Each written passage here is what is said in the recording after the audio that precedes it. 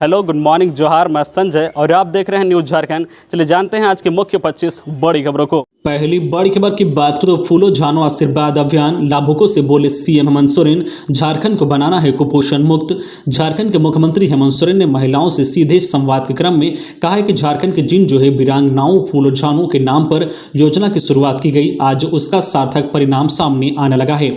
गरीबी और मजबूरी में हंडिया शराब निर्माण और बिक्री के कार्य से जुड़ी महिलाओं ने योजनाओं का लाभ लिया है और अपने आत्मविश्वास की बदौलत बदलाव की कहानी गढ़ने लगी है। यह सुखद क्षण है। राज्य को कुपोषण से मुक्ति दिलाना उनकी प्राथमिकता में है। मुख्यमंत्री ने कहा है कि महिलाएं हर क्षेत्र में आगे आएं, सरकार उनके साथ है। गाय पालन, मुर्गी पालन, खेती समेत अन्य व्यवसाय में उनका साथ देगी। अभी कुपोषण से मुक्ति दिलाने और आने वाली पीढ़ी को बेहतर स्वास्थ्य प्रदान करने के लिए स्कूली बच्चों को सप्ताह में 6 दिन अंडा देने का प्रावधान किया गया है। राज्य की महिलाएं मुर्गी पालन कर अंडा का उत्पादन करें। राज्य सरकार सभी अंडों को क्रय कर लेगी। इस तरह अन्य जो उत्पाद जैसे सब्जी, अनाज और पत्ते की थाली का भी निर्माण जो महिलाएं करें, खरीदारी सरकार करेगी। बस आप सभी योजनाओं का लाभ ले और उसे सार्थक करें। अगली बड़ी खबर की बात करें तो झारखंड में जल्द तैयार होगी रूरल इंडस्ट्रीज पॉलिसी। ग्रामीण क्षेत्रों में कृषि आधारित उद्योगों को मिलेगा बढ़ावा। झारखंड के ग्रामीण क्षेत्रों में हेमंत सरकार कृषि आधारित उद्योगों को बढ़ावा देने में जुटी है। इसी के लिए जल्द ही रूरल इंडस्ट्रीज पॉलिसी तैयार की जाएगी ताकि कृषि को बढ़ावा दिया जा सके। साथ ही झारखंड में निवेशकों को प्राथमिकता देने के उद्देश्य से राज्य में नई नीति बनाने पर जोर दिया गया है। ये बातें गुरुवार को झारखंड चैम्बर ऑफ कॉमर्स और झारखंड स्मॉल स्केल इंडस्ट्रीज के पदाधिकारियों के साथ बैठक में उद्योग विभाग की सचिव पूजा सिंघल ने कही है। अगली बड़ी खबर की बात करें तो देवघर एम्स के समारोह में राज्यपाल रमेश बैस बोले, डॉक्टर्स में पैशन जरूरी, बिना इसके नहीं हो सकते सफल। देवघर एम्स के द्वितीय वार्षिक समारोह में झारखंड के राज्यपाल रमेश बैस ने शिरकत की। इस दौरान राज्यपाल श्री बैस ने कहा कि स्वास्थ्य व्यवस्था में अति पिछड़े इलाके के लिए देवघर एम्स उम्मीद की किरण बनकर आया है। स्वास्थ्य के क्षेत्र में एम्स पर लोगों का अटूट विश्वास है। बड़े बड़े नामी हॉस्पिटल हो सकते हैं, लेकिन विश्वसनीयता के मामले में आज भी एम्स का जोड़ नहीं। अगली बड़ी खबर की बात करें तो मंत्री को पारा शिक्षकों की रिपोर्ट 21 को सौंपेंगे शिक्षा सचिव। झारखंड के पारा शिक्षकों के वेतनमान और सेवा शर्त नियमावली 21 सितंबर को स्कूली शिक्षा एवं साक्षरता विभाग के सचिव राजेश शर्मा शिक्षा मंत्री जगन्नाथ महतो को सौंपेंगे। एकीकृत पारा शिक्षक संघर्ष मोर्चा के शिष्टमंडल के साथ गुरुवार को हुई वार्ता में उन्होंने इसका आश्वासन दिया है। शिक्षा मंत्री जगन्नाथ महतो की उपस्थिति में आयोजित वार्ता में स्कूली शिक्षा एवं साक्षरता विभाग के सचिव राजेश शर्मा ने कहा है कि विभाग ने प्रस्ताव तैयार कर उन्हें दे दिया है। वे इसका अध्ययन कर रहे हैं। 21 सितंबर मंगलवार को वे इसका प्रस्ताव शिक्षा मंत्री को सौंपेंगे। अगली बड़ी खबर की बात करें तो रांची, धनबाद, बोकारो, हजारीबाग में 450 से अधिक नौकरियां कर अप्लाई। झारखंड में नौकरी की तलाश कर रहे लोगों के लिए रांची, धनबाद, बोकारो, हजारीबाग में 450 से अधिक नौकरियां निकली है। यह नौकरियां झारखंड शिक्षा परियोजना परिषद ने राज्य के आवासीय कस्तूरबा गांधी बालिका विद्यालयों के खाली पड़े पदों पर भर्ती को लेकर निकाले गए हैं। इच्छुक उम्मीदवार अपनी योग्यता के अनुसार इस भर्ती प्रक्रिया में भाग ले सकते हैं। झारखंड के कस्तूरबा गांधी बालिका विद्यालयों में teacher, accountant, computer operator, cook और चौकीदार के 479 पदों पर भर्ती को लेकर युवाओं से आवेदन आमंत्रित किए हैं। आप आवेदन की प्रक्रिया को जल्द से जल्द पूरा करें। इसमें रसोईया के 50 पद, चौकीदार के 57 पद, टीचर के 93 पद, विज्ञान टीचर के 95 पद, गणित टीचर के 90 पद, सामाजिक विज्ञान टीचर के 63 पद, लेखापाल सह कंप्यूटर ऑपरेटर के 31 पद हैं। आपको बता दें कि इन पदों पर आवेदन करने के लिए उम्मीदवारों की योग्यता किसी मान्यता प्राप्त संस्थान से कम 10वीं पास, स्नातक, बीएड होनी चाहिए। अधिक जानकारी के लिए आप प्रकाशित नोटिफिकेशन को अच्छी तरह से पढ़ें। इच्छुक उम्मीदवार झारखंड शिक्षा परियोजना परिषद की आधिकारिक वेबसाइट jac.jharkhand.gov.in पर जाकर देख सकते हैं। अगली बड़ी खबर की बात करें तो झारखंड में आज भी 1-2 जगहों पर हो सकती है हल्की बारिश। बंगाल की खाड़ी में बने निम्न दबाव के कारण पूरे झारखंड में 2 दिन से लगातार बारिश से जनजीवन अस्त व्यस्त हो गया था। मौसम वैज्ञानिकों के अनुसार कल गुरुवार से ही मौसम साफ हो गया है। राज्य के अधिकतर इलाकों में जो है मौसम साफ रहा। हालांकि 1-2 जगहों पर हल्के से लेकर मध्यम दर्जे की बारिश जो है कल रिकॉर्ड की गई है। वही आज की बात करें तो आज भी अधिकतर जो है जिलों में मौसम साफ रहेगा। हालांकि छिटपुट इलाकों में हल्के से लेकर मध्यम दर्जे की बारिश रिकॉर्ड की जा सकती है। मौसम विभाग के अनुसार 18 सितंबर तक झारखंड के कुछ इलाके में हल्के से लेकर मध्यम दर्जे की बारिश होती रहेगी। खबरों में आगे बढ़ने से पहले आपसे रिक्वेस्ट है कि अगर आप चैनल को सब्सक्राइब नहीं किए हैं तो प्लीज चैनल को सब्सक्राइब करके बेल आइकन प्रेस कर दे, जिससे आपको झारखंड की हर छोटी बड़ी खबर का अपडेट आप तक पहुंचता रहे। चलिए बढ़ते हैं खबरों की ओर। अगली बड़ी खबर की बात करें तो झारखंड में कोरोना के बाद अब मच्छरों का आतंक। 18 जिलों में चिकनगुनिया, 15 जिलों में डेंगू और 12 जिलों में जापानी इंसेफ्लाइटिस ने पांव पसारे। रिम्स में जेई के 6 बच्चे एडमिट। झारखंड में अभी कोविड का कहर सही से थमा ही था कि अब मच्छरों का आतंक शुरू हो गया है। रांची समेत झारखंड के तकरीबन 18 जिले में चिकनगुनिया, 15 जिले में डेंगू और 12 जिले ऐसे हैं जहां जापानी इंसेफ्लाइटिस ने अपने पैर पसार दिए हैं। रिम्स में अब तक जापानी इंसेफ्लाइटिस के तकरीबन आधा दर्जन से अधिक बच्चे एडमिट हो चुके हैं, जबकि जमशेदपुर में बुधवार को जापानी इंसेफ्लाइटिस के 4 नए संदिग्ध मरीज मिले हैं। मरीजों में एक गोलमुरी, एक जुगसलाई, एक चाईबासा और एक सरायकेला का निवासी है। अगली बड़ी खबर की बात करें तो बाबा मंदिर का कपाट खुलने में है देरी, जाने कब से श्रद्धालु कर पाएंगे पूजा।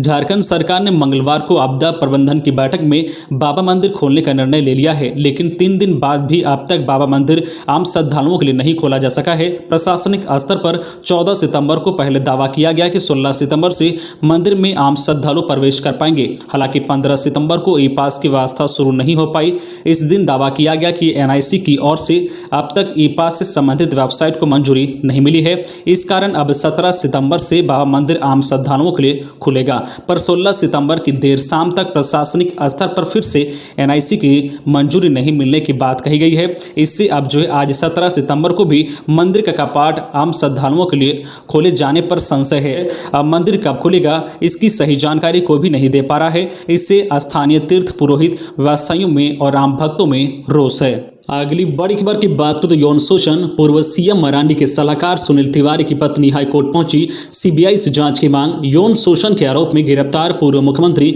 बाबूलाल मरांडी के सलाहकार सुनील तिवारी की पत्नी ने झारखंड हाईकोर्ट का दरवाजा खटखटाया है। आरोपी सुनील तिवारी की पत्नी ललिता तिवारी ने अपने अधिवक्ता के माध्यम से झारखंड हाईकोर्ट में जनहित याचिका दाखिल कर पति पर लगे आरोप की सीबीआई जांच की मांग की है। याचिका में कहा गया है कि सुनील तिवारी के ऊपर लगे आरोप राजनीतिक से प्रेरित हैं। ललिता तिवारी के अनुसार रूपांतरिकी प्रकरण में सुनील तिवारी ने न्यायालय का दरवाजा खटखटाया था, इसी कारण उन्हें परेशान किया जा रहा है। उनके ऊपर साजिश के तहत एफआईआर दर्ज कराई गई है। ललिता तिवारी ने झारखंड हाईकोर्ट से गुहार लगाते हुए यह मांग की है कि पूरे प्रकरण की सीबीआई या किसी स्वतंत्र एजेंसी से जांच कराई जाए। अगली बड़ी खबर की बात करें तो कोरोना संक्रमण के कारण सादगी से कर्मा पूजा मनाने का निर्णय, जारी हुई गाइडलाइन। झारखंड में आज 17 सितंबर को कर्मा पूजा है। कोरोना संक्रमण के कारण इस बार भी कर्मा पूजा सादगी से मनाने का निर्णय लिया गया है। कर्मा पूजा की पूर्व संध्या पर केंद्रीय सरना समिति ने त्यौहार को मनाने के लिए गाइडलाइन जारी किया है। इसमें कर्मा अखड़ा को साफ सफाई कर पूरी तरह से सैनिटाइज करें। कर्मा पूजा में भाग लेने वाले व्यक्ति मास्क का प्रयोग अवश्य करें। पूजा में सोशल डिस्टेंसिंग का पालन करें। छोटे बच्चों को पूजा में भाग लेने से बचे। गांव के बाहरी व्यक्तियों को अखड़ा में प्रवेश वर्जित करें। वाहन के द्वारा ही पूजा पाठ करें। कर्मा पूजा से पहले जावा फूल का प्रयोग न करें। कर्मा पूजा पारंपरिक वेशभूषा यानी लाल पाड़ वाली साड़ी एवं धोती गंजी में शामिल हो। आधुनिक गीत संगीत का प्रयोग न करें, सिर्फ पारंपरिक नृत्य संगीत करें। कर्मा कथावचन पूरी कहानी सुनाएं। अगली बड़ी खबर की बात करें तो झारखंड के सीएम हेमंत सोरेन ने दीदी हेल्पलाइन कॉल सेंटर का किया शुभारंभ।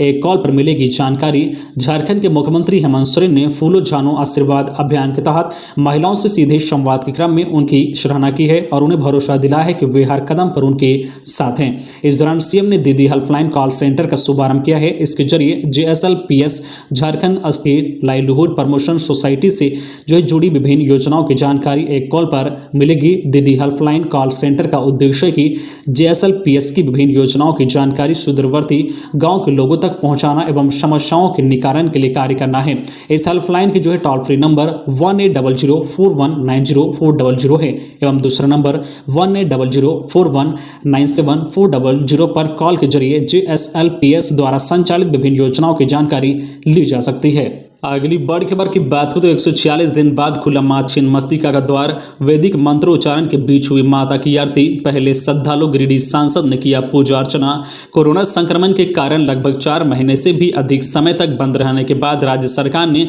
प्रसिद्ध सिद्धपीठ रजरप्पा स्थित छिन्नमस्तिका मंदिर समेत झारखंड के सभी मंदिरों का पट आम श्रद्धालुओं के लिए खोल दिया। गुरुवार अहल सुबह 4 बजे मंदिर का पट खुलते ही विधि विधान से माता को स्नान कराया गया। इसके बाद स्थानीय पुजारी द्वारा वैदिक मंत्रोच्चारण के बीच माता की आरती की गई। कोरोना की पहली लहर में लगभग 6 माह और दूसरी बार में 4 माह से अधिक यानी कुल 46 दिन मंदिर का पट आम श्रद्धालुओं के लिए बंद रहा। इसी बीच यहां पहले श्रद्धालु राज्य के पूर्व मंत्री सह गिरिडीह के सांसद चंद्र प्रकाश चौधरी को स्थानीय पुजारी असीम पंडा सुभाषिस पंडा ने विधि विधान से माता की छिन्नमस्तिका की पूजा अर्चना होगी। अगली बड़ी खबर की बात करें तो झारखंड राजद में जान फूंकने 18 को रांची आएंगे तेजस्वी यादव। सम्मेलन में सभी जिलों के कार्यकर्ता होंगे शामिल। राष्ट्रीय जनता दल राजद झारखंड के प्रदेश में जान फूंकने के लिए बिहार विधानसभा के नेता प्रतिपक्ष तेजस्वी यादव शनिवार को रांची आ रहे हैं। वे 18 व 19 सितंबर यानी 2 दिवसीय रांची दौरे पर आ रहे हैं। उनके रांची आगमन का मुख्य उद्देश्य झारखंड राजद को बूथ स्तर पर मजबूत करना है। इसके लिए वे राज्य के सभी 24 जिलों के कार्यकर्ताओं के साथ 19 सितंबर की सुबह 11 बजे से दोपहर 2 बजे तक रांची के हरमू रोड के जोडिबडी स्थित कार्निवाल हॉल में कार्यकर्ता सम्मेलन करेंगे। अगली बड़ी खबर की बात करें तो देवघर एयरपोर्ट एजेंसियां चाहे तो नवंबर तक उड़ान भरने लगेंगे विमान।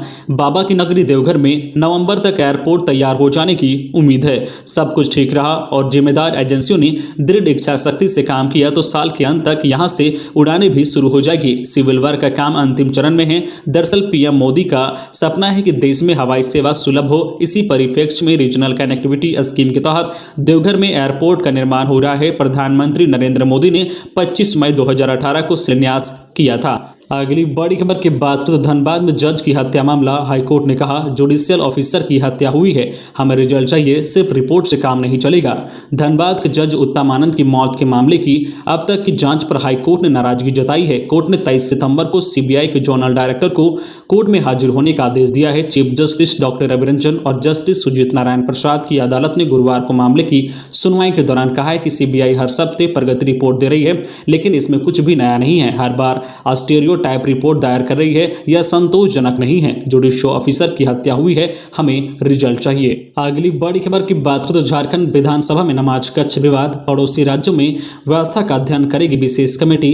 झारखंड विधानसभा में नमाज कक्ष के विवाद का हल निकालने की दिशा में प्रयास आरंभ हो गया है। विधानसभा अध्यक्ष रविंद्रनाथ महतो के निर्देश पर गठित विशेष कमेटी की पहली बैठक गुरुवार को हुई। इसमें निर्णय लिया गया कि पड़ोसी राज्यों की विधानसभा से यह रिपोर्ट मंगाई जाएगी कि वहां नमाज पढ़ने या अन्य धर्मों के लिए कक्ष आदि की क्या व्यवस्था है। विशेष कमेटी के सभापति प्रो स्टीफन मरांडी ने बताया है कि रिपोर्ट आने के बाद अध्ययन किया जाएगा कि पड़ोसी राज्यों में क्या प्रावधान है, वहां ऐसी कोई व्यवस्था है अथवा नहीं। 15 दिनों के भीतर यह रिपोर्ट तलब की गई है। रिपोर्ट आने के बाद विशेष कमेटी की अगली बैठक होगी। गौरतलब है कि विधानसभा के मानसून सत्र के दौरान नमाज कक्ष को लेकर विपक्षी दल भाजपा के विधायकों ने आपत्ति जताई थी। अगली बड़ी खबर की बात करें तो जामताड़ा में होमगार्ड कार्यालय का मुंशी घूस लेते गिरफ्तार। होमगार्ड जवान जब ड्यूटी के लिए गया तो मुंशी ने 3000 रुपये मांगी रिश्वत। एंटी करप्शन ब्यूरो ने की कार्रवाई। एंटी करप्शन ब्यूरो ने होमगार्ड कार्यालय के मुंशी मनोज कुमार पांडे को 3000 रुपये घूस लेते गुरुवार को गिरफ्तार किया है। शिकायतकर्ता होमगार्ड जवान को आमिर खान से मुंशी ने कमान देने के नाम पर 3000 रुपये की मांग की थी। गिरफ्तार होमगार्ड के मुंशी को टीम द्वारा दुमका ले जाया गया है। आमिर खान जामताड़ा जिले के बागडेहरी थाना क्षेत्र स्थित विक्रामपुर गांव का निवासी है। उसने बताया कि जब ड्यूटी के लिए झारखंड गृहरक्षक वाहिनी कार्यालय जामताड़ा गए तो वहां कार्यालय कर्मी मुंशी मनोज कुमार पांडे कमान देने के नाम पर 3000 रुपये घूस की मांग की। इससे वह काफी परेशान थे और घूस नहीं देना चाहते थे, इसलिए इसकी शिकायत एंटी करप्शन ब्यूरो से की। अगली बड़ी खबर की बात करें तो सुदेश ने पूछा पत्रकार बैजनाथ महतो के हमलावरों की गिरफ्तारी आखिर कब होगी।